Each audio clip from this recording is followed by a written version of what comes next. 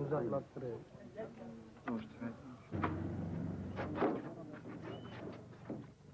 Evet.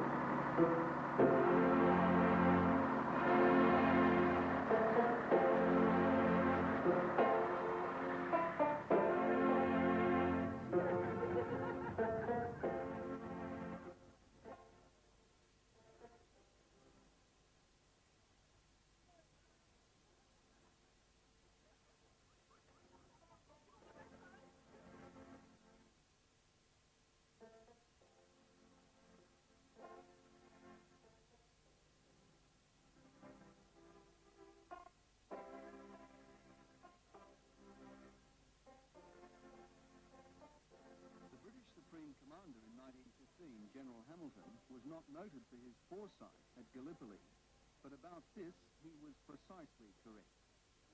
Dave, did you take a photo of it one time? The one that was John Harvey, it was, 16 years of age. 16, yeah. I was reading them all. About 12,000 Australians and New Zealanders are buried in these hills. Each year, about the same number find their way here. For every Anzac gravestone, every year, there is a visitor. Mostly they are the same age as their forebears. They are as brown, if not as sleek. They are as adventurous, as curious, as open-hearted. They are as keen to be admired and as anxious to return home with a bounty of souvenirs. Shrapnel. Yeah. Is it? Yep. Is that in the... None of it. Is that in the things that explode? Yeah. The big shells. They are as hard-drinking, as chauvinistic, and as callow. Weeks earlier, they may well have been stealing trams and carousing at the Munich Beer Festival. But as they near Anzac Cove, they become quiet. There is something about this place they find bewildering.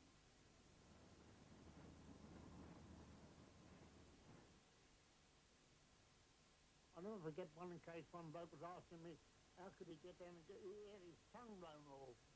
He was asking me how, I couldn't understand him.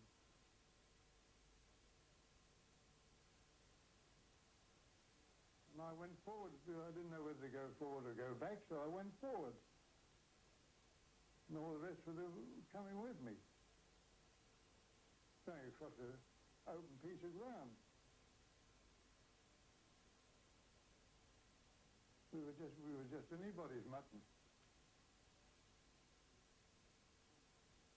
Said, I don't want to see the place again. And I don't either. I never want to set eyes on it again. I can talk about it and laugh about it now, but there was no laughing matter at that time.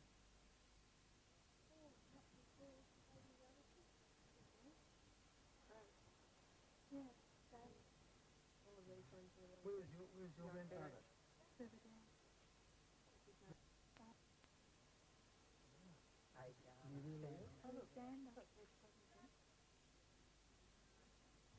On any one day of the year, young Australians and New Zealanders can be found here, wandering this battlefield. When talking to them, it's very difficult to get a clear expression of why they've gone to such considerable trouble to be here. The Commonwealth War Graves people who manage this area tell me that this is the most visited of the European battlefields, and the most common visitors are 20-year-old Australians and New Zealanders. This puzzled me, and what puzzled me even more was one of the Turkish workers' explanations. You must have very fine young people in your country, he said, for them to have travelled so far to do honour to their ancestors. Huey, come on, mate, it's almost dinner time. What do you want? Come on, mate. You know the crowds are getting Martin Place. If we don't get going soon, we'll be stuck up the bat. No, I'm not going. Come on, son, we haven't got that. What did you say? What did you say? I'm not going. I'm tired.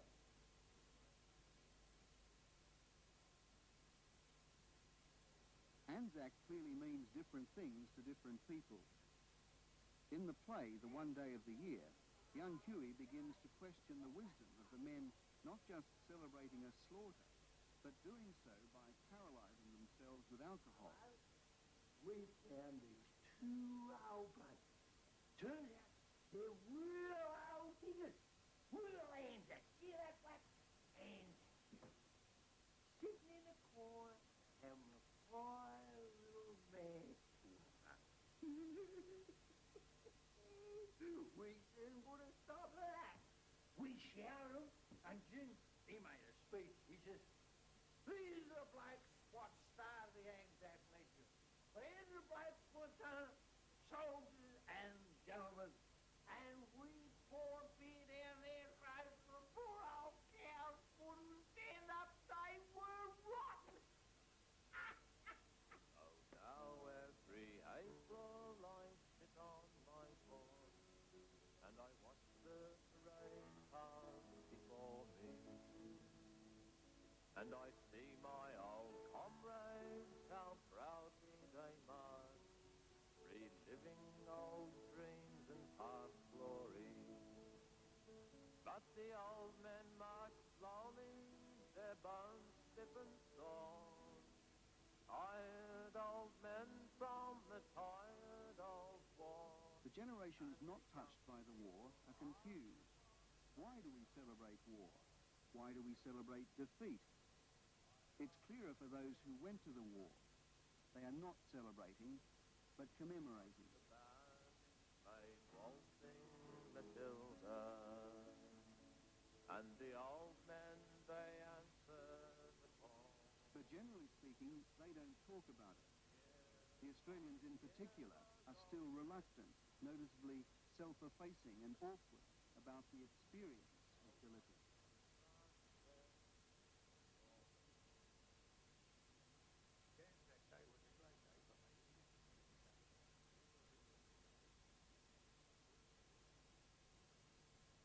We'd have our reunions and that sort of business. We'd have a few beers tonight. We never spoke about armistice or anything. We spoke about the fun we had over there. Our concern wasn't about the fellows were killed or anything. They were gone. Remembrance, yes. But not the anyone that tells me about glorification of war is a bloody lunatic. He ought to be up in bloody Gladesville. That's where he ought to be. As far as I'm personally concerned. But he's shocking. Too dark, that's not a hatchery. Just because you're chewing, I'm going to stick you in change chest. That was good. Today, even in our streets, the images of Gallipoli print through to our daily lives. Perhaps that's why the Gallipoli Peninsula appears so familiar to the newly arrived. Australia is different. Australians are different because of Gallipoli. Before Gallipoli, there was an enthusiasm for Australia, but an equal patriotism for the old country. The call to arms was heard partly as a call to adventure and partly as a call to empire. We have not seen the guns swing round on our Australian shore, but we'll be there, you need not fear, when you give us the word. The feeling was very patriotic. British Empire, you know, very much so. We were part of the British Empire very much. And we're much more tagged onto into England than we are now. We're slipping away from England now. Were you fighting for king and country? No, king and country. Who was the king? What was his name? No, adventure. Adventure. That's all I'd say.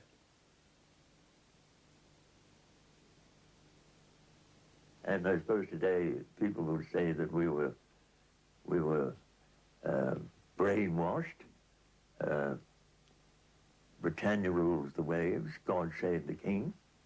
And on the other side, I think something like Deutschland über alles, Gott mit uns, and now go out and kill each other. We hadn't reached that period in our nation where we call ourselves a nation.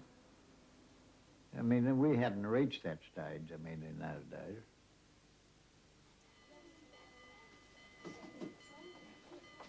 By 1910, Australian schools had experienced compulsory cadet training based on the British model. We would, without question, commit every man, every shilling. The desks were emptied. 1 in 12 Australians enlisted. 1 in 5 of those who would travel overseas would not return. They were fighting for conventions a modern Australia can barely understand. And it wasn't just Australia that was different. The whole world appeared to abide by different rules, different values. To enlist was seen as an honourable duty. They called it joining the colours. There was an assumed chivalry about battle. The battleground itself was known as the field. The enemy was the foe, the dead, the fallen. To win was to conquer. The savage impact that high-powered machine gun bullets and explosives would have on the human body had not yet impacted on the human mind. Runners, dig in!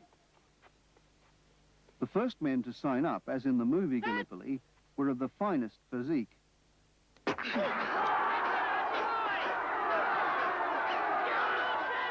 After a century of coping with the endurance course which was pioneer Australia, we had created a nation of athletes, if not a nation.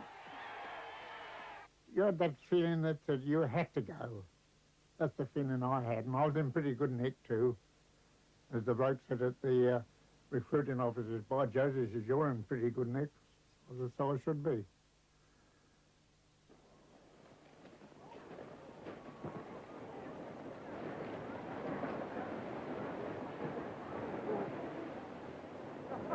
So I went up this line there, and I was rejected on account of my height. Not medically, but on account of my height. What I did, I walked right round, got to the other end of the other line, and went up and was passed through in the one all in the one time.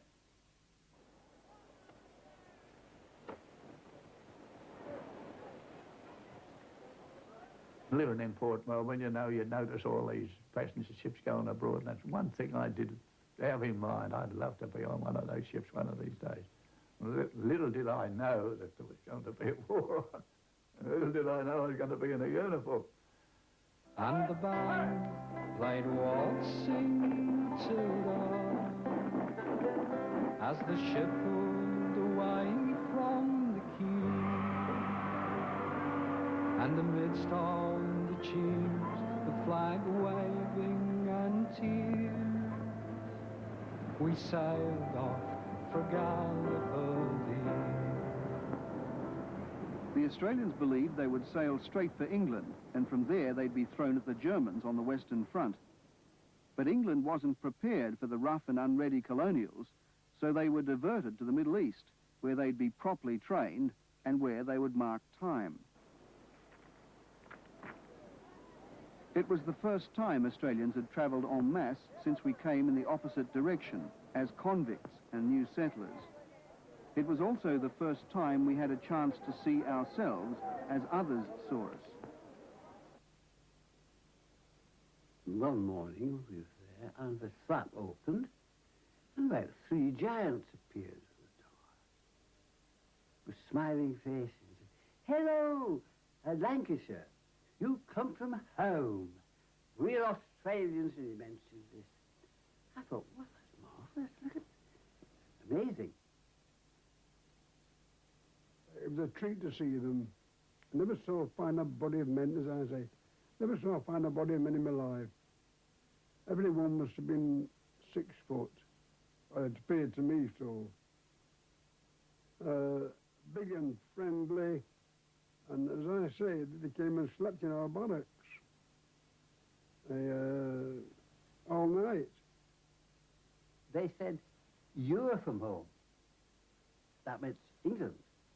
And with calling it home, I thought their parents must have instilled it into them. They must have loved the old country, that when their sons would just say that. And I was rather moved. From home, with the Australian twang, which wasn't unpleasant. The British Commander General Hamilton would later describe the Australians as gladiators with the eyes of children. Do you mind shifting those animals out of the way? Sorry, sir.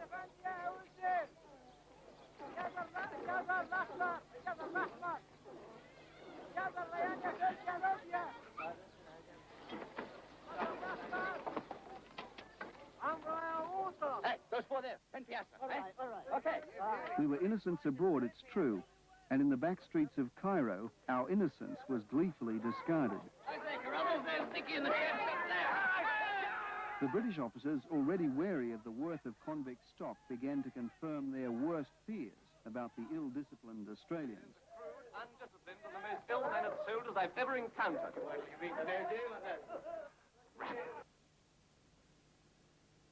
If you went to Cairo in the evening, you could see people, Australians in their uniform, lying drunk in the gutter, which of course was very nice. And also, on my 21st birthday, our battalion were confined to barracks on picket duty, as other battalions were in turn, to be ready in case the Australians got out of hand. Of course, as I suppose everybody knows, they eventually burnt the street down.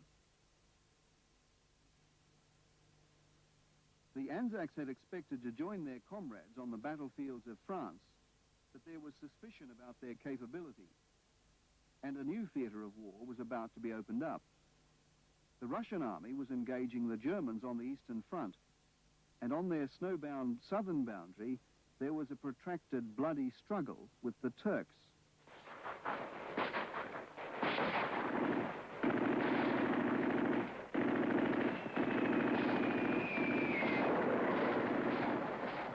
The British were under pressure to support the Russians by opening a second front and an ice-free supply route to the Black Sea. It meant forcing the Dardanelles and occupying Constantinople. Such a prospect had long fascinated military theorists. The strategy was passionately and eloquently argued by one of the young knights of Whitehall, Winston Churchill. It was thought that just sending ships up the Dardanelles would yield Constantinople and knock Turkey out of the war. And the enthusiasts, principally Churchill, seized on the slightest hint of optimism to force their case. Others, such as Kitchener, were much more equivocal. And of course, they had the backing of the Western Front generals who didn't want to see any diminution in the resources allocated to their front for something in the Dardanelles. There was the opportunity of forcing the Dardanelles, reopening the warm water route to Russia, knocking Turkey out of the war, and a certain amount of fame for the man who launched him. And although Churchill has been, I think, excessively blamed, particularly by Charles Bean, in the official Australian history, nonetheless, it was his idea. He forced it on the Cabinet and the War Council, and he pushed it through. But mind you, he was at that stage talking purely about a naval operation. The plan was simple enough. The British would use the might of their navy to neutralize these Turkish forts which line the narrows of the Dardanelles. Their strategic value is obvious still. Every hour of every day, ships bound to and from Soviet ports in the Black Sea passed through this narrow channel. Once the British Navy was through the Narrows, it would sail north to Constantinople and turn its guns on the ancient city. In 1915, Constantinople was a sprawling collection of timber dwellings, which the firepower of the British fleet could transform to a firestorm. The Sultan's palace, right on the waterfront, was particularly vulnerable. The imperial court of the Ottoman Empire made ready to leave. The British were poised to deliver one stunning blow, which might have put Turkey out of the war. It seemed unlikely the British fleet could be stopped. There was a run on the banks and panic as the British and French warships approached the Dardanelles. One of the great things about Churchill is that he was always very open and clear. He wanted a great victory. He recognized, long before other people did, that the Western Front was just sending men, in his own words, to chew barbed wire. And here was the opportunity of a brilliant, quite cheap, it appeared, coup to eliminate not only Turkey, but the whole Ottoman Empire. Because the Ottoman Empire covered the whole of the Middle East. There were the glittering spoils of what we now know as Syria and Israel and the whole of that area, all for the price of a few battleships.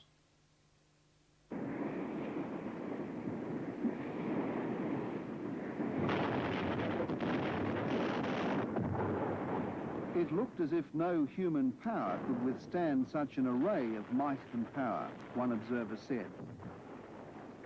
The fleet comprised 18 battleships alone.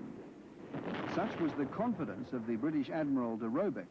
The Navy would go it alone. They didn't need the army to make a combined assault. The order was given for 30,000 untried Anzacs to garrison the captured forts. But de Robeck, like everyone else, fatally underestimated the opposition. So, one full month before the landing, a sharp, fierce, and often overlooked naval battle was fought at Gallipoli. The key moment was the failed attack of March the 18th. And the key moment was not only that de Robeck, Admiral de Robeck, lost his nerve, having lost 6 battleships in a day, and I don't blame him. Lose 6 battleships in a day, that's quite a lot.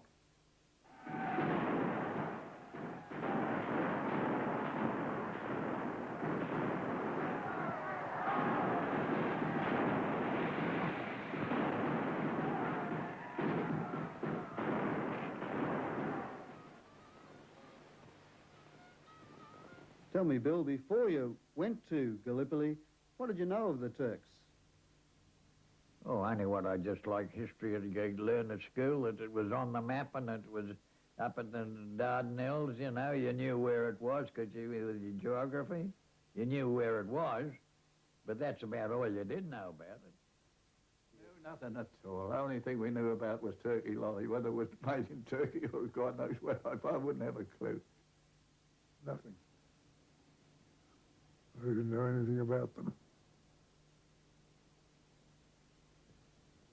Hiç duymadım.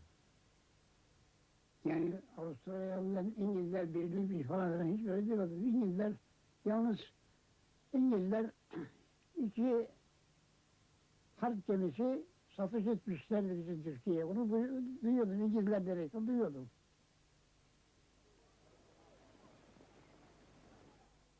Like many of the Australians, Adil Shahin was a farmer training to become a killer.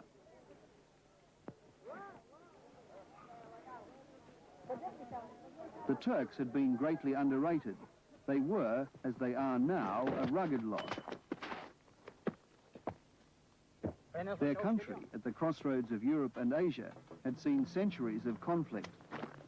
The Turks had learned how to fight, and fighting for their homeland would intensify their ferocity.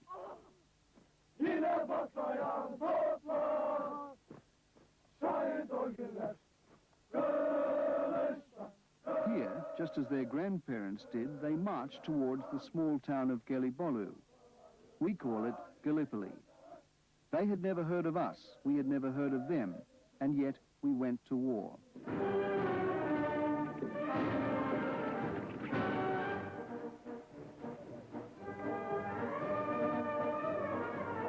The failed attack on the Dardanelles gave the Turks ample warning of what would likely follow.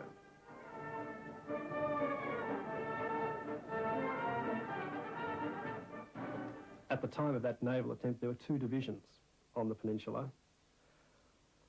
When the main naval attempt was launched in March, that had been increased to 4, and the German commander of the Turkish Fifth Army, at the time of that naval attempt, the main naval attempt, said he wanted 8 days to prepare the peninsula for defence.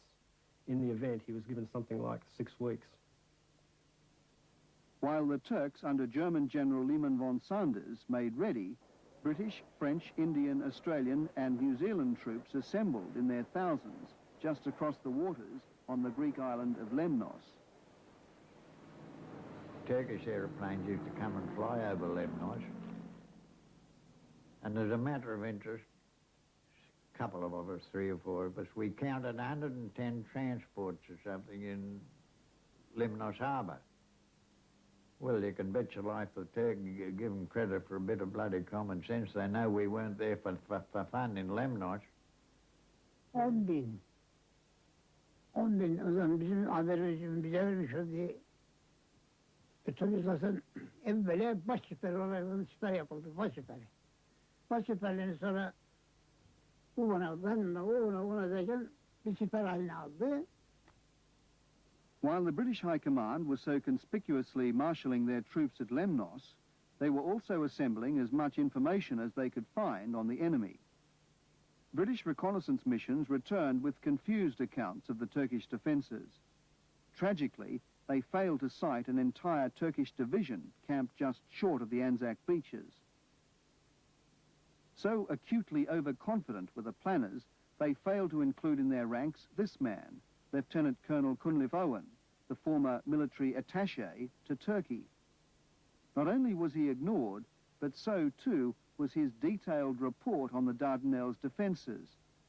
Among the well-bred officers of the General Staff, never was military intelligence more a contradiction in terms.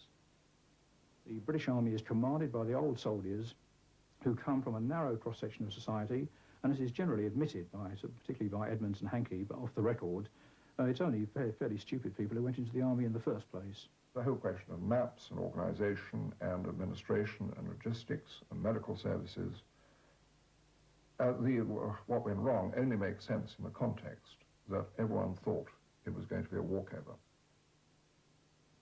The plan was to cross the peninsula and seize the Dardanelles forts. Once they were captured, the fleet could sail through. The main assaults would be by the British and French at Cape Helles. The job of the untried Anzacs was to come ashore further north and distract the Turkish reserves. The key landing was by the British at Helles. The diversions were at Bulair in the north by the Royal Naval Division and by the French on the Asiatic shore at Kumkali. The Anzacs were a very unknown quantity, were given what was thought to be the easiest part of the job, namely to land near north of Gallipoli, move across the peninsula and cut off the troops in the south. The Anzacs were to come ashore between this point, Garbitepe, and this point, Fisherman's Hut. From the sea, you can see clearly how the terrain rises steeply. The low ground was heavily defended by the Turks. The high ground, being more of a natural fortress, was lightly defended.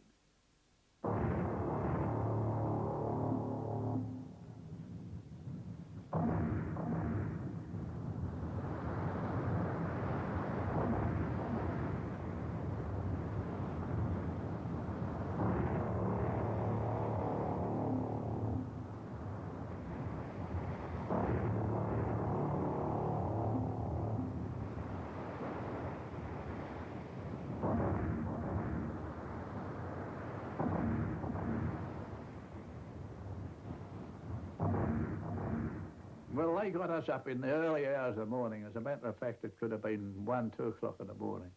Well, I can tell you what, it was the most magnificent morning you could imagine. You couldn't imagine a more perfect morning of the morning that we went ashore. At 18 minutes past 4 on the morning of April 25, the first boat grounded at Anzac Cove, and the first man left ashore, a Queenslander. 1,500 Australians made up the first wave of the invasion. They faced a mounting barrage of accurate Turkish artillery fire. They faced an unanticipated spectacle of steep, dark hills before them. And initially, just 150 to 200 men from a Turkish observation battalion. Şimdi ilk savaşta nöbetçinin seslenmesi, oraya gidip de nöbetçinin dikildiğimiz zaman hemen şatlar, böyle bir şat geldi. Atladılar, Efendimiz'in üzerine yattılar. Bundan sonra silahları ellerinde. For the attack to succeed, speed was essential. The Anzacs had to gain the high ground before the Turks could reinforce. Siperlere dakika soktu. Ondan sonra alacakaranlıktan ateş başladı. Sonra şatlar yere geliyordu ondan sonra. Gemilerden şatlar gelip çıkardık. The first party sped up the slopes like cross-country runners, stumbling and sliding up a deceptively difficult incline. They skirted gorse bushes and clung to the clumps of holly to raise themselves up. All the time they were being fired upon by a well-positioned, if numerically inferior, enemy. They knew yet not enough of war to properly protect themselves. The early casualties were severe, too many to have ever been properly counted. And confusion was intense. Apparently 2 Australian boats had drifted beyond the headland there, and they were under direct fire from Turkish machine guns. And they were lying dead either in the boat or on the beach. They'd struggled ashore and been shot dead. 2 boats of Australians. I remember that quite well, because that shocked me, you know, it was the first I'd seen of death. The boats all falling, getting killed as soon as they hit the beach, getting killed in the boat too. And then I got up there. How I got up, I don't know, but the boats had fallen left and right too, and I put the trenching tool in front of my head. I thought I'd get. We had no trenches, you know. I thought I'd get hit with the bullets. Oh, Christ, it was disorder. All mixed up with the 9th Battalions and would be with our mobs all over the shop. Well, we're about a mile and a half off, of course, and we landed in a sort of a gully. Consequently, it was all virgin country. We had to pull ourselves up, you know, from parts of the different plants that were there, and that's how we made contact. I think if we had landed where we were first intended to land, I don't think anyone would have been left, because they'd have knocked us over like fight cocks. The men believed they were victims of a current which had carried them 1.5 miles off course. In a letter soon after, the British commander of the Anzacs, General Birdwood, says as much.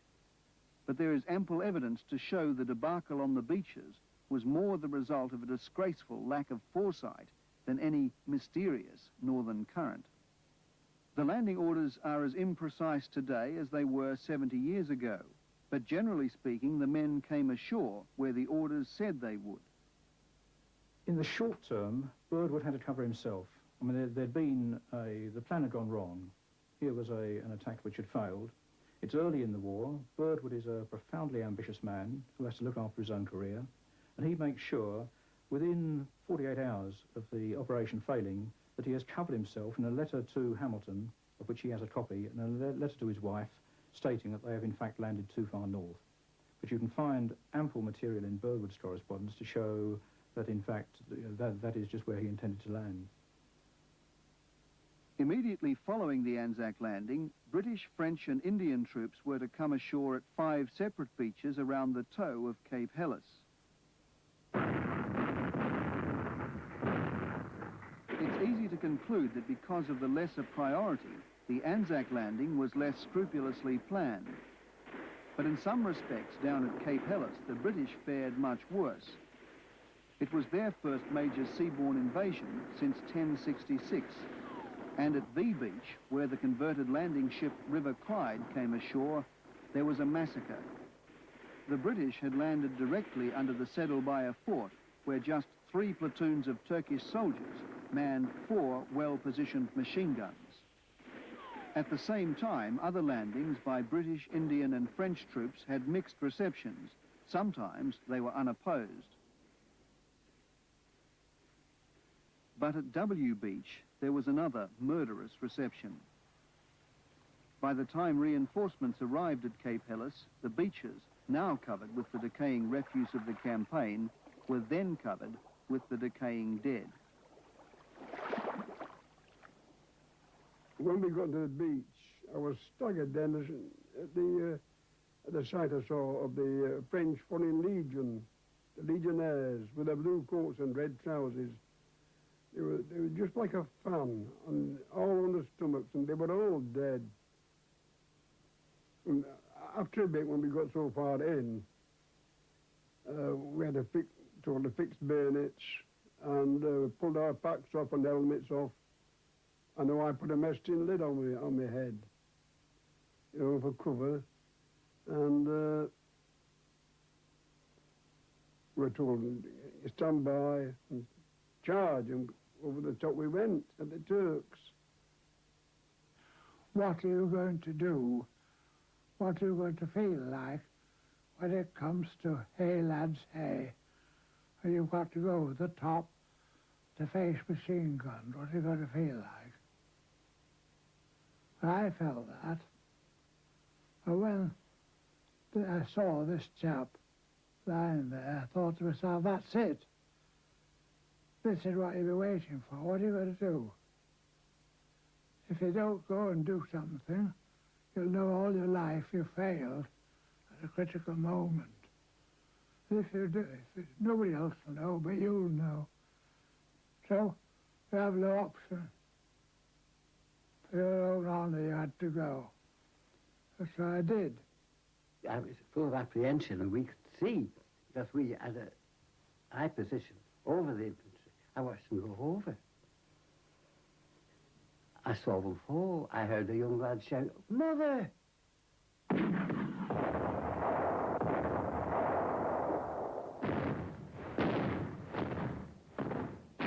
That Helles, success was there for the taking, but because of the incompetence of commanders, it was forfeited. It didn't matter that we were ashore at S, W and X and uncontested. We couldn't move forward from there until V and W were cleared. And so troops were put ashore at beaches which were dominated by the Turks, while at the other beaches, the units that were there just marked time. And of course, that opportunity only knocks once. The time that was lost allowed the Turks to get troops down to the peninsula and, of course, seal off Cape Helles.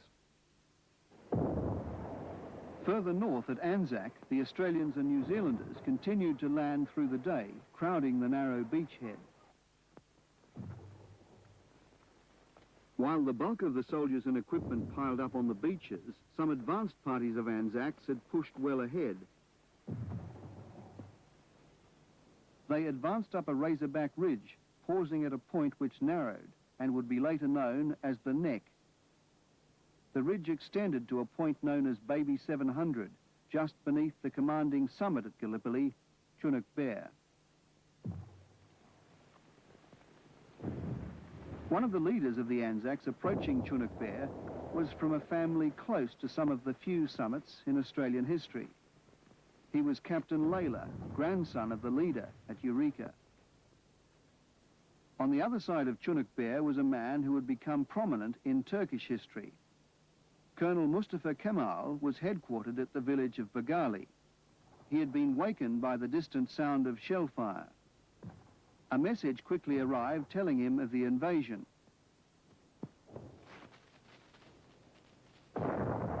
Ironically, while the Allies appeared confused about their main objective, Kemal was able to see it for them.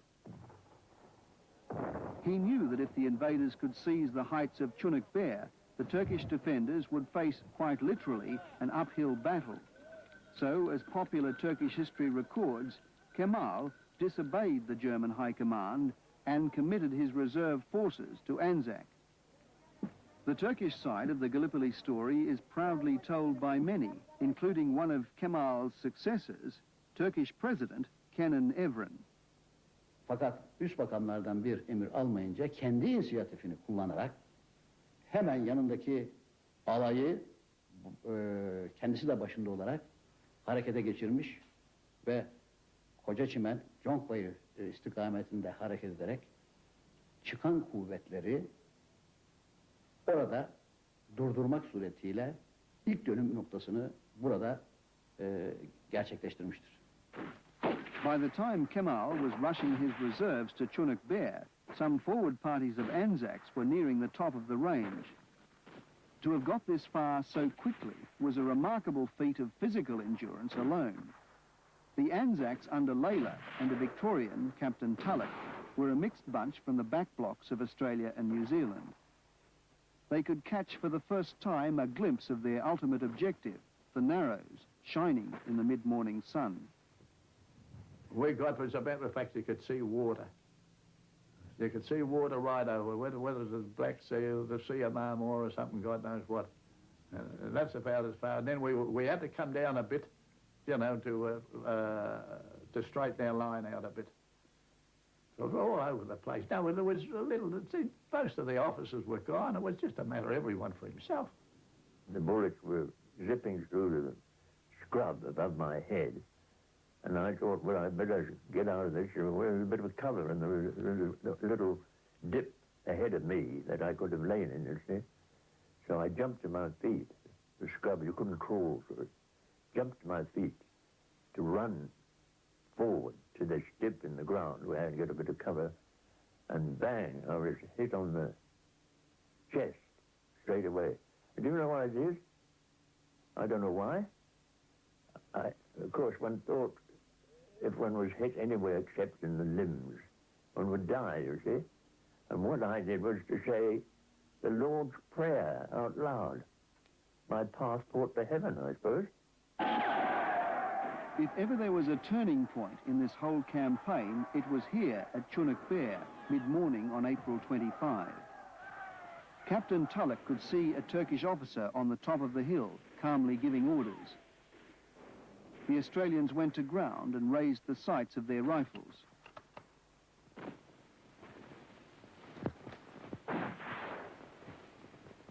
Eğer Mustafa Kemal Atatürk 25 Nisan sabahı inisiyatifini kullanarak bu kuvvetleri o istikamete sevk edip bu karşı çıkan birlikleri durduramamış olsaydı Çanakkale muharebeleri çok kısa bir zamanda İngiliz ve müttefikleri hesabına kazanılmış olabilirdi.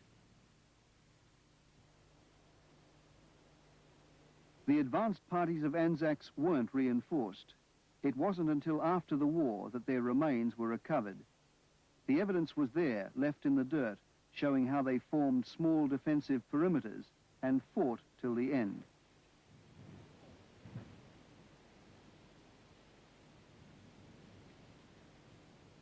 When you visit the small cemetery at Baby 700 today, this small patch of ground still conveys the drama of that morning. Captain Layla and so many others are buried here, further inland than the Anzacs could ever advance in the entire 9 months. The junior officers, I think, performed very well. The senior officers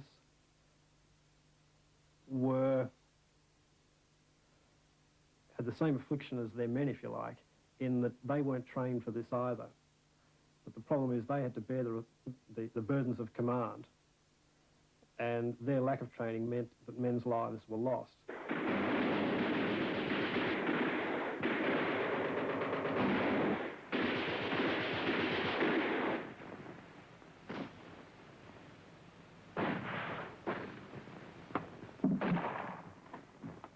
The Australian official historian Charles Bean came ashore on that first day.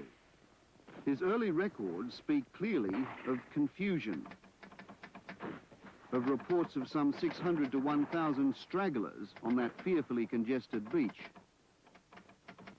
Soon after, he spoke of a most curious sight, men going forward and others coming back fast, taking not the slightest notice of each other. The British official historian would later, in a controversial unpublished draft, describe the Australians as an ill-trained, ill-led rabble, accusing them of skulking on the beaches. Charles Bean kept a meticulous diary, which also tells of the talk of re-embarkation, something later confirmed in General Birdwood's private correspondence. You don't have to read between the lines to see that first Sunday at Gallipoli rattled many of the Anzacs. There had been a tremendous rush. Many of the casualties in that first rush had been from Australian rifles rather than Turkish. That within a few hours there were almost more people running away from the action and straggling, not so much out of cowardice, as out of just looking for orders, wondering what was going on and looking for somebody to give orders. There was a pretty fair degree of shambles on that first day at Anzac. But as Bean pointed out and got the record straightened, there was no greater degree of shambles than would be normal in a battle, particularly in a battle where troops are having their first experience of war.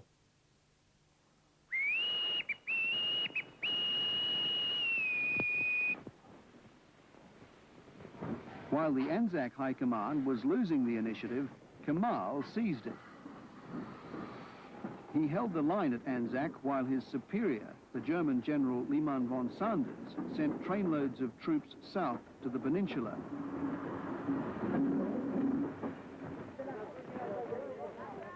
On these first few days, while the Turks prepared their retaliatory push, the Allies had their best chance to go forward, but they couldn't even go backwards. Attempts to evacuate the wounded were a shambles. Whole boatloads of wounded drifted free. Hospital ships were in the wrong place. Others returned to Lemnos half empty.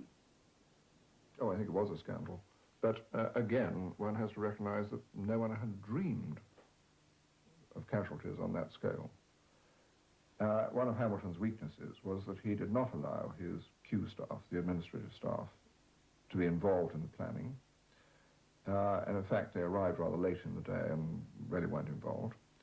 The chief medical people were really almost ignored. The assumption was that as soon as we were safely ashore, we'd set up hospitals for the few wounded that there would be in the area which we'd occupy. But of course, there was no possibility of doing that. So the Anzacs dug in as they were ordered to, clinging to the edge of a virtual precipice. For the most part, the Turks held the high ground. Nowhere was safe. The last thing I said to him, don't forget the sniper. Keep down as you go across this little area. And I was horrified. I was sitting there watching him go. It was a lovely sunny day. And he walking upright. Oh, God, I thought. And I yelled to him, get down, get down. Too late. He was hit in the side and went right through his heart. And he just sung, oh, God, and dropped. Well, that was the worst incident to me of the whole campaign, to see my mate shot like that.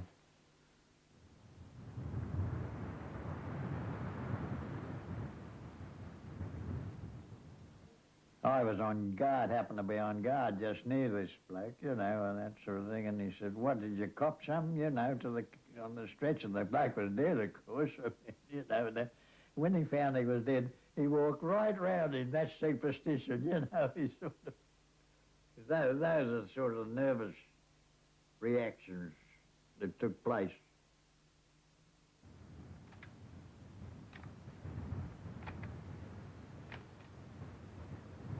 Oh, yeah, they were all to go, the periscopic rifle. Oh, my, well, that's the only thing you could use. Oh, you wasn't stupid enough to put your head up. Oh, no, periscopic rifles, they were the in thing. They were well thought out, too.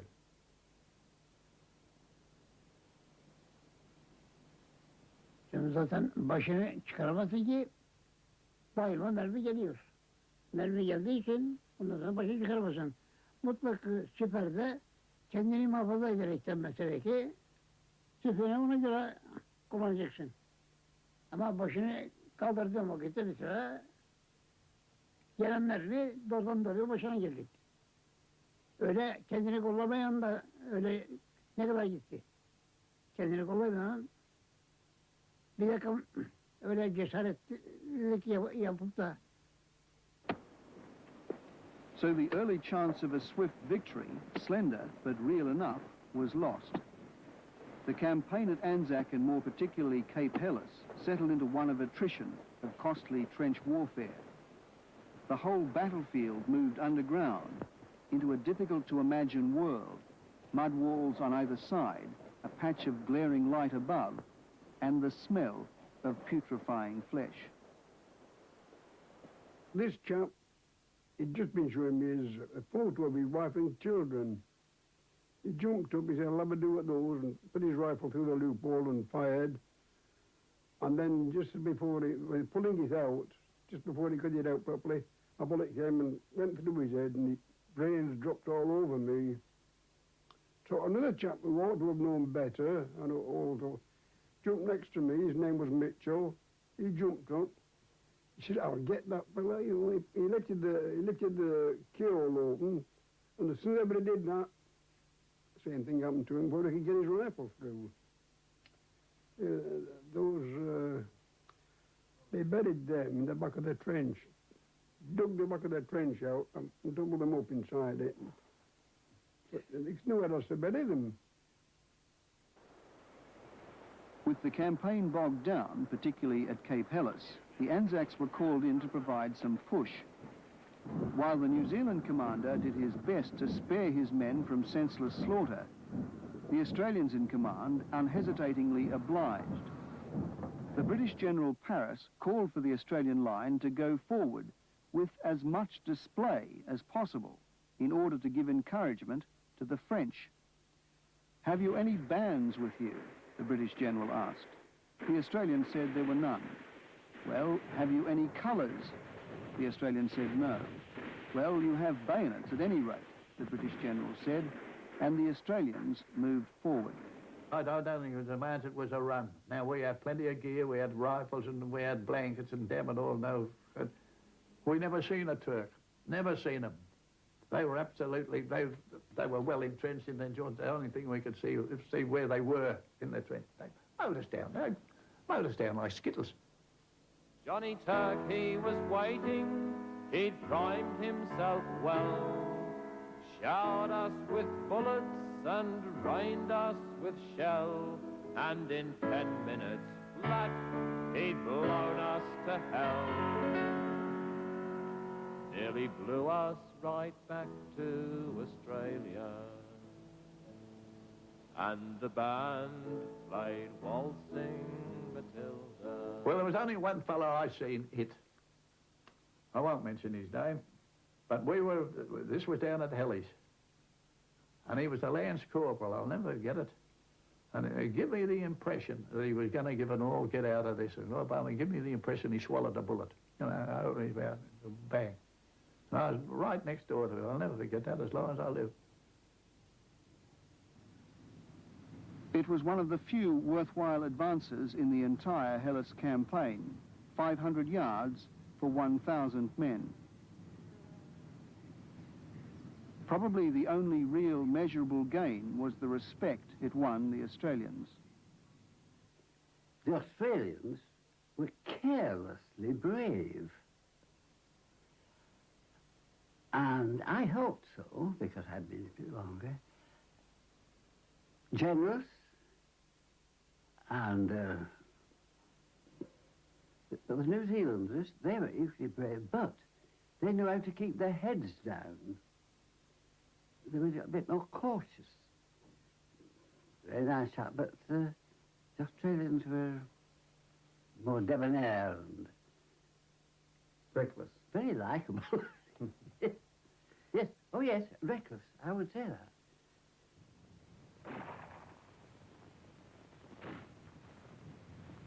The Australians did make an impression at Gallipoli. Charles Bean spoke admiringly of their casual, unmistakable gait, their carelessness under fire, their absence of display. Bean began to see something which he would come to describe as the Anzac spirit. It was something to do with sticking it out, no matter how difficult the odds. Perhaps that's why he and the men were so innocent, so full of faith, so unquestioning. Conditions at Gallipoli began to assume the proportions of a permanent nightmare. But as he said, the effect of continued life seemed to produce a peculiar sense of cheerfulness. In the beginning, at least, only very few of the men sought to escape the hardship. Indeed, many of the wounded refused to leave, and once they did, they were anxious to return. No, I wasn't a hero. It was just a case of you made friends and mates, you know, and that while you were in training and that sort of thing, and you wanted to join them. Not from any bloody hero. Don't put me down as that, for God's sake. I was no bloody hero. So the Anzacs stuck it out, clinging to their precarious toehold along the ragged ranges of Gallipoli. There was a struggle to maintain the essentials. General Birdwood said that he could get the Anzacs to do anything except fight without water. By June, the summer sun began to make Anzac even more intolerable. The few wells dug had dried up. Water had to be shipped in and carried up the slopes. The food was sometimes so rancid the men preferred to go hungry. They said coping with sickness was like spitting on a bushfire. They became weakened by the flies, the disease, the lice, and the smell. It's surprising how frequently men would write in their letters about the smell of the battlefield. Years later, the scent of crushed thyme would recall with a shudder memories of Gallipoli. I've seen the fellows dying, literally dying on the latrines. They crawled to the latrines. They couldn't get anybody to carry them to the latrines. They died on the latrines, and they were buried anywhere about. So it was a shocking thing. And it used to tear the inside out of the colon. Şimdi tabii o koku rüzgar doğudan estiği vakitte tabii onlara gidiyordu o koku. Eğer ki batıdan eserse bize geliyordu. Hatta kurt yapmıştı, kurt. Kurtlar da geziyordu ondan sonra. Oh, lousy. All this body lice, you know, and it was terrible. And the flies were filthy. You'd open a tin of jam, millions of them would fly out. They wouldn't give a chance to ever get a spoonful of jam out. Anyone that wasn't lousy on Gallipoli, because they were never there. I wouldn't care who they were. Officers and all. Lice weren't particularly who they had to go at. Australia's dual loyalty to Britain and a new egalitarian Australia makes it difficult to be absolute about relationships between officers and men. The junior Australian officers were closer to their men than the British, and they were often closer to the front line.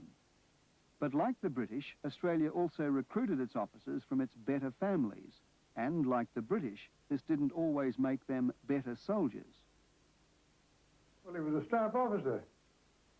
He was down on the bottom of Walker's Ridge, and they couldn't get him out of the dugout. And he did get him out one day, and he came out and he was trembling like this, poor devil. He couldn't help it. The general statement is they're all over age. A man over the age of 40 is too old for modern war, particularly in the severe terrain of Gallipoli. A surprising number of them live in their dugouts, Monash in particular, Antil, Pope, people like that. Several are regarded as alcoholic, and Pearce, as Minister of Defence, admits that openly in the course of the campaign in correspondence with Ian Hamilton. And so the Australian commanders, it's very hard to find any man of proven competence. In the early months, the Australian Officer Corps was diminished considerably by accurate Turkish rifle fire. The senior Australian officer, General Bridges, was mortally wounded. He used to expose himself to enemy fire at Gallipoli, trying to appear indifferent, feeling this would rally shaken men. And while that may have been justified to a degree in the first few days, it certainly wasn't thereafter. In fact, the men resented it, because the figure of this general striding around their positions simply attracted Turkish fire, which would continue long after Bridges left. McLaurin, the commander of the 1st Brigade, and his brigade major in the first few days followed Bridges' example, and their men said to them, "Get down, you'll be sniped at for certain." And they said, "Be quiet, it's our job to be sniped at." Well, they were both killed by snipers shortly after, so they might have got job satisfaction, but it was just a tragic waste. Reporting the simple truth at Gallipoli was something well beyond the considerable ability of the Australian official correspondent. He knew well that as the campaign progressed, there was little hope. It was becoming far more difficult to get the wounded to return to the front. He knew that some Australians shot their fingers off to avoid it, and others had to be forced into battle. But if he were to put this in print tomorrow, he said, the tender Australian public, which only tolerates flattery, and that in its cheapest form, would howl me out of existence. The same diary entry reveals Bean's affection for balance. He talks of the strong, independent-minded Australians. From his dugout, he could hear the constant fighting up at Quinn's Post, vital to the survival of Anzac. Şimdi bu yani cesaret yasası denen yer yani Mehmetçik abidesinin olduğu yer çok yakın. Ne kadar o kadar işte.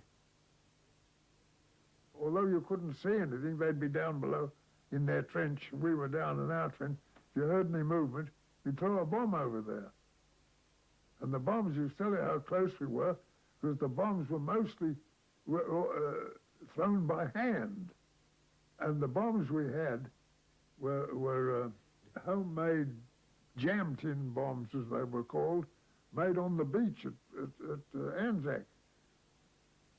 And they were lighted, and then thrown. And this fellow Nonan, and what they did, he looked at the bomb, and they had to have a look in and blow at the fuse like that to make certain the fuse was going. It hadn't gone out. You know, the fuses were light. And this fellow Nonan had done that. And then he tried to throw it, but before he'd get rid of it, it burst in his hand and blew his hand off. The whole of his hand was blown off. To break the stalemate, a new campaign was organised. The attack would begin up here, at a place so familiar it might well be Australian soil. The old trenches, the tunnels, and the offspring of the original Lone Pine are still visible. Unlike many of the other assaults, this one was skillfully planned by a former British staff officer, General Walker. It would be one of the few occasions when the quality of the leadership matched the quality of the courage. It was late in the afternoon on August 6, the beginning of a new chapter of slaughter known as the August Offensive. And all along here were lined up farmers and school teachers, clerks, and a clergyman, mostly from New South Wales. They shuffled into position in the tunnel and along the trenches. Bean records their muted conversations. "Can you find room for me beside Jim there?" a young Australian said. "Him and me are mates, and we're going over together." The Lone Pine attack was one of the lonely successes of the Gallipoli campaign. The Australians showed extraordinary courage in their bayonet attack on the Turkish trenches. They pulled back the trench roofing and dived in. The hand-to-hand fighting went on for 4 days. This single action won 7 Victoria Crosses for the Anzacs. The 300-yard advance was a victory, but a dubious one. The Lone Pine Cemetery, with its 2,500 graves, is the largest cemetery at Anzac. The Lone Pine attack was a prelude to a general Allied offensive. On the following day, the British were to land to the north at Suvla Bay, clearly seen from the Anzac Heights. While the British were preparing to land at Suvla, the New Zealanders, under cover of darkness, would advance up this ridge and by morning attempt to capture the commanding summit of Chunuk Bair. In a supporting action down below, newly arrived Australian soldiers would storm the Turkish trenches at the neck. The neck remains much as it was. On either side, cliffs fall away steeply. Above is a bottleneck so narrow, only 150 men could rush the Turks at one time. The New Zealanders were led by a British general, Johnston. His performance on that night would lead to observations that he was incoherent and, more bluntly, plain drunk. But the men under his command performed magnificently. They began their long climb after capturing the foothills below and leaving a long and bloody trail. The only time I felt like crying was when I was passing some 3 or 4 fellows of ours who were wounded, badly wounded, when I was crawling down the trench after I'd been shot myself, and they were singing out for water.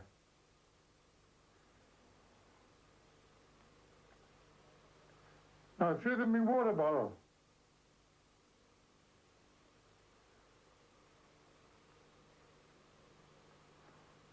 There were 4 of them, badly wounded.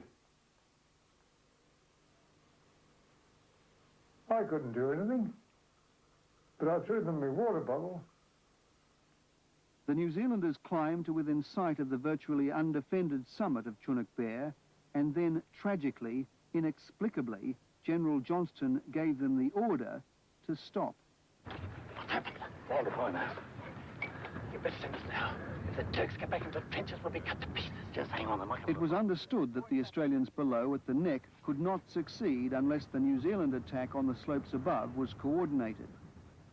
Even though the New Zealanders had stopped, the Australians chose to proceed. I don't care what you say. Mine says they should have gone 3 minutes ago, so send them. The pre-dawn scene at the neck is familiar to all who have seen the movie Gallipoli. The men were dismounted troopers from Victorian and West Australian contingents of the Light Horse. For most, this was to be their first major attack. Their optimism was raised by the nearness of the Turkish trenches and the success at Lone Pine. Their morale was raised by the firm conviction they could not let down their mates. Mateship was a powerful catapult, clearly more powerful than their proud individualism. However optimistic, they had all breakfasted on a cold ration of reason, which must have told them there would be few survivors. Steady, lads! Wait for it!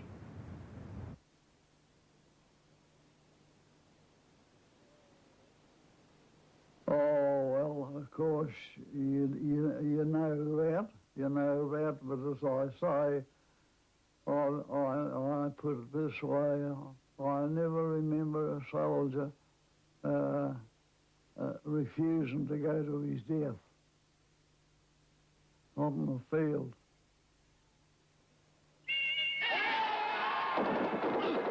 Lionel Simpson was in the first wave, carrying a plank to throw over the Turkish barbed wire.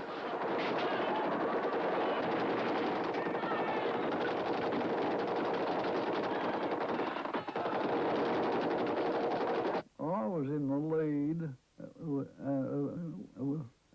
holding one end of this plank, and another cover was on the other end, and I pulled it away from him, and it's because I wondered what was so heavy, and he got shot in the leg, right in the knee. In fact, I could see the knee coming out with a machine gun, bullets going into it.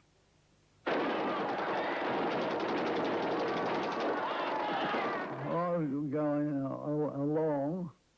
A bullet hit me in the left shoulder, went right on the point of the shoulder there. That didn't stop me because it went in and it bounced out.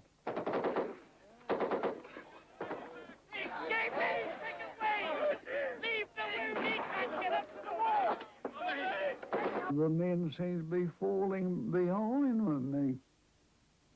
See, I was in the front. And the chap, one of our, if I could see about 3 yards up from me, fell down he fell down, and I thought, it's time to get out. Lionel Simpson turned around and, as he told me, ambled fully upright back to his trench. Evidently the Turks chose to spare him.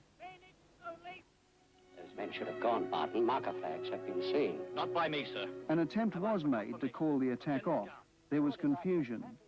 One senior officer had been killed in the first wave, but the order was given to continue. It's cold-blooded murder. I said push on.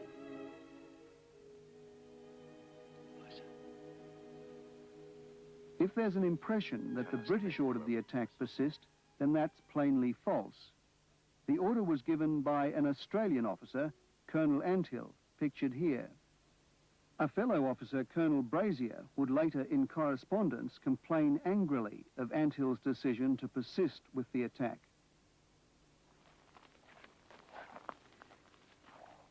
In these rear trenches, the young light horsemen from Western Australia could hear the crackle of Turkish rifle fire up ahead accelerate to a constant roar, sending shivers up their spines. But according to records, none of them hesitated. They all moved forward to take their turn. And I think to a new generation of Australians, the idea of throwing your life away so foolishly is incomprehensible, astonishing. But they were different times. The young men of 1915 believed they were doing their duty. And in this sense, I think the awakening Anzac spirit was full of mad contradictions. The men were proud of their individuality and independence, but they were also proud of an ability to die game. A second wave had gone, a third, and then in the sacrificial confusion, a fourth. Those few minutes at the neck would haunt survivors for a lifetime. Bean said it would not have happened later in the war. The New Zealanders, still halted, watched helpless from above. While they waited, the Turks reinforced the summit of Chunuk Bair. Only then did the New Zealanders attack. On top of Chunuk Bair, there is a monument to what is indeed a high achievement. The New Zealanders eventually took Chunuk Bair, suffering far greater losses than the Australians at the neck. If I were, say, to ask to give a description of the colour of the earth on Chunuk Bair on, say, the 9th or the 10th of August, I would say it was a dull browny red, and that was blood. Just dry blood. Having finally seized these trenches, the exhausted New Zealanders handed them over to fresh British troops. The next morning, the determined, desperate Turks drove the British from Chunuk Bair, and the August offensive was all but spent. Down at Suvla Bay, the British New Army, consisting mostly of untried soldiers, had come ashore to open yet another front. But Suvla was another expensive failure. The young, inexperienced British officers and men walked in dazed concert through the bullets and shrapnel. Their losses were heavy. The Anzacs spoke highly of the experienced British soldiers, but they were not impressed by Suvla.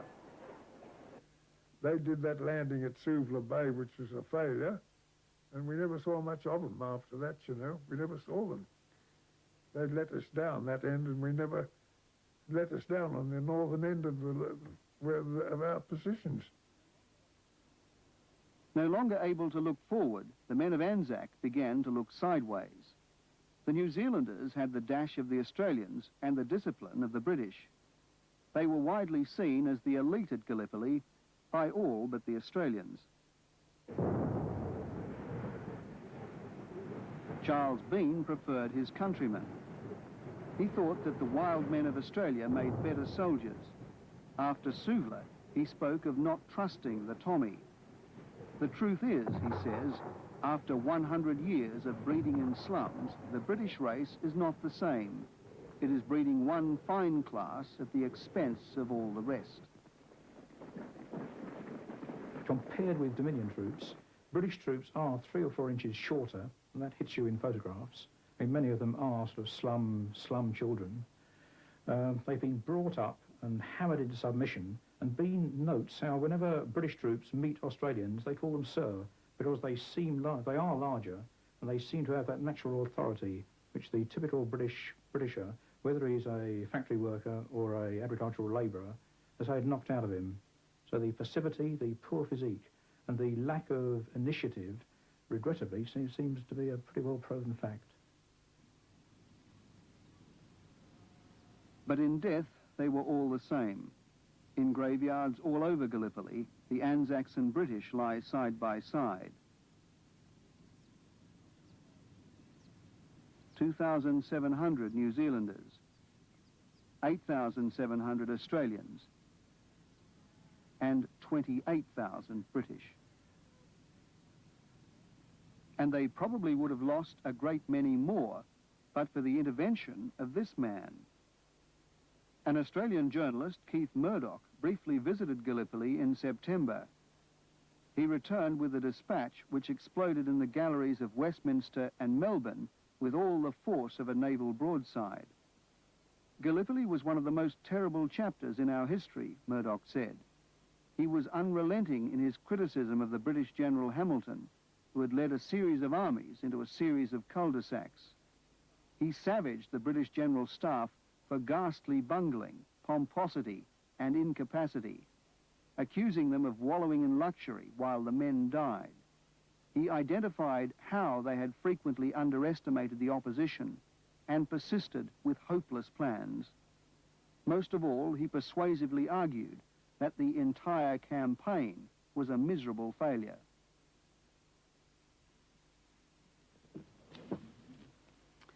The Murdoch letter comes close to a declaration of independence. There is nothing restrained, measured, or discreet about it. And in this sense, it's a masterpiece of plain speaking. It's passionately pro-Australian and vitriolically anti-British, or rather anti-British high command. What can you expect of men who have never worked seriously, Murdoch says. His dispatch is over 70 years old, but even now, even still, it carries a sting. The sour note that the Murdoch letter left, which I'm afraid endures to this day, are the libels against the British, which are still deeply resented in Britain, and a part, really, of some of the mythology of Gallipoli, particularly in Australia.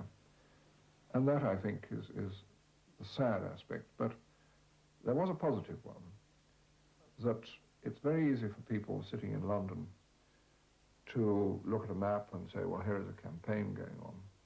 Here was someone writing in admittedly exaggerated terms and very vehement terms about what the reality as he saw it was.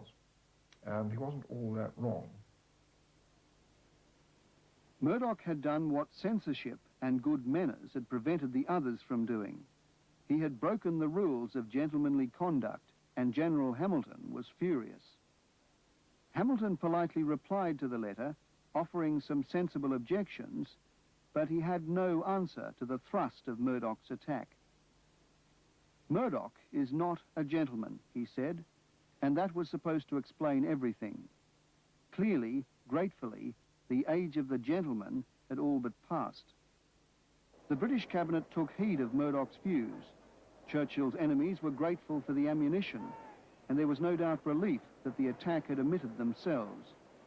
So orders were given for the investigation of a safe withdrawal and the sacking of General Hamilton. The approach of stormy winter weather began to make life at Gallipoli even more unbearable. The men had little winter clothing. When the snow arrived, some froze to death in their trenches. Well, it was cold. Yes, it was cold. We'd had a very big fall of snow in November, you know. And the first time, it was the first snow that most Australians had ever seen. And you can understand we're in all shorts. The trousers we used to wear used to be like riding breeches, and the lice were that thick that we cut them off above the knees. Consequently, we were in shorts. And when the snow came, oh, we were 3,000. There was talk of some fanciful schemes to break the deadlock. One British politician, Hankey, suggested they use high-pressure hydraulic pumps to flood the Turkish trenches. But after Lord Kitchener's visit, it was decided the best course of action was retreat. Various schemes were devised to convince the Turks that the trenches were still manned. When we got down onto Anzac Beach, we got onto the pier there. There was a temporary sort of pier had been built on that to run the barges alongside. And on that pier, I remember, they had layers of unused sandbags, empty sandbags. I remember on the piece, so as they wouldn't hear the men's feet on the pier. As many as 30% casualties were anticipated. In fact, only 2 men were slightly wounded. The planners had discovered a talent for organisation and attention to detail at the wrong end of the campaign. No matter how you look at it, the evacuation was a remarkable success. Haberimiz olmadı. Haberimiz olmadı. Yalnız silah sesi yok. Top sesi yok. When we heard that the idea of evacuating from the peninsula was first mooted, the fellows simply would not believe it. And it took a long, long time to convince them that that was in the minds of the heads. They could not understand 2 things. One was withdrawing in front of an enemy, and the other was leaving their cobbers behind. You don't know how that hurt the blokes. I wouldn't like to say that. If they were, that's their bad luck. I know. I was happy. It was one of the happiest days of my life to get off that place. I remember my personal feeling was once my back was turned to the Turks that I wanted to run. And everybody, I think we did that journey from Queen's Post down to the beach in much quicker time than was allotted to us. Sabah aydınlandı. Ondan sonra kılavuz koyardılar. Baktılar ki siperler bomboş. Gitmişler. Many of the Anzacs left behind gifts for their enemy. One soldier carefully laid a table with a meal and a recording of the Turkish patrol on a gramophone. Curiously, by this stage in the campaign, the invaders had developed a unanimous, unswerving respect for the Turks. There wasn't any, I would say, personal hate against the Turks. I can't see that, and I don't think anyone had that personal hate against the Turks. But they were part of an organisation, if you like to put it that way, of wanting the success of the British arms. It's just success of, well, it's like going to the races. You don't like backing losers, do you? I don't. O da kendini emir almış gelmiş. Biz de emir aldık. Ondan sonra geleni sokma buraya demiş. Biz de ona göre sebat ettik. O da geldi, uğraştı. Bir sefer çekildi gitti. Hiç nefret etmedi, hiç. The retreat from Gallipoli brought only temporary relief. So many Gallipoli veterans went on to other battlefields. Gallipoli had seemed like hell, yet it was barely an initiation. Australians went on to fight bigger, bloodier and more futile battles in France. The British also had little time to count the cost of Gallipoli. In one single day on the Somme, almost as many British died as in the entire 9 months at Gallipoli. The General Staff were frustratingly slow learners when it came to seeing the folly of throwing good men after their bad mistakes. It's rather horrifying to read the private correspondence of generals. The assumption is, right through to 1918, that there's plenty of men to replace those who are killed, that men are dispensable, they simply don't enter calculations. It's only in 1918 when the army and the cabinet, I mean, Lloyd George and Company had very little respect for men. It's only in 1918 when the source of men seems to be drying up that generals suddenly start taking loss of life into account.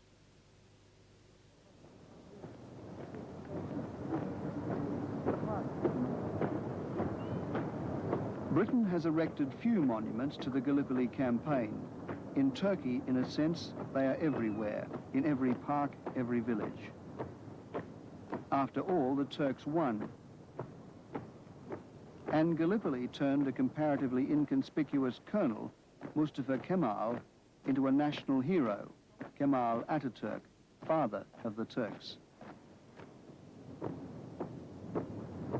His tomb is the centerpiece of the new national capital, Ankara. Her ülkenin, her milletin kendi tarihinde geçen olayları kendi takdirlerine göre kutlamaları kendi haklarıdır. Nasıl ki onlar bu savaşların başladığı günü kutluyorlarsa biz de 10 Ağustos'u o en son zaferle neticelenen 10 Ağustos gününü biz de orada Çanakkale'de kutluyoruz. There can be few precedents of former enemies paying such high tribute to one another. Australia has named a park opposite the War Memorial after Ataturk. The Turks have formally given this place the name we gave it, Anzac Cove. The British cemeteries at Cape Helles and Suvla Bay are carefully maintained, but they are lonely places. Most of the tourists here speak with broad accents and have that unmistakable casual air about them. The British are convinced Australia has a befuddled obsession with Gallipoli, and perhaps they are right. The Australians who come here appear certain that the mission is important, but uncertain about why this is so. Perhaps it's simply that here is a piece of ground in Europe we can relate to, a rare space in European history we can safely wander into. You're young. 19, 20. The cemeteries are full of familiar names. I found a chapel, a lily, 3 masters. There are Hawks and Frasers. There are wine growers from the Barossa Valley and cane growers from North Queensland. And their children's children walk among them.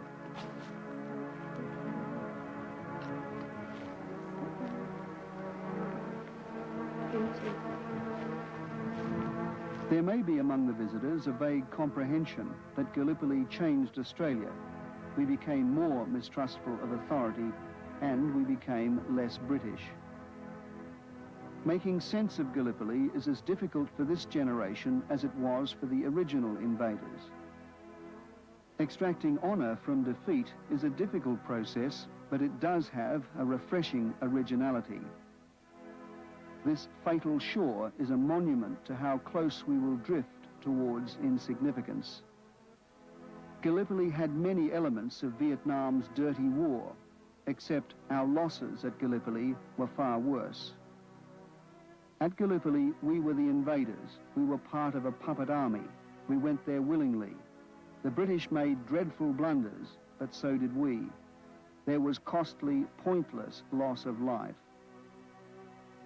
But anyone who visits Gallipoli and who speaks to these men could not fail to admire them. But they are the first to resist the fuss. They are still noticeably awkward about the subject of Gallipoli. I found them reluctant to delve deeply into their memories. They were inclined to suppress the experience. They were reluctant, as Australians are, to raise themselves high.